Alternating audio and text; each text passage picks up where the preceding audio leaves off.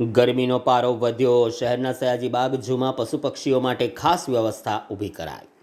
વડોદરા શહેરમાં વધતા જતા તાપમાનને ધ્યાનમાં રાખીને સયાજીબાગ ઝૂ ખાતે પશુ પક્ષીઓને ગરમીથી રાહત મળે તે માટે વિશેષ વ્યવસ્થાઓ કરવામાં આવી રહી છે.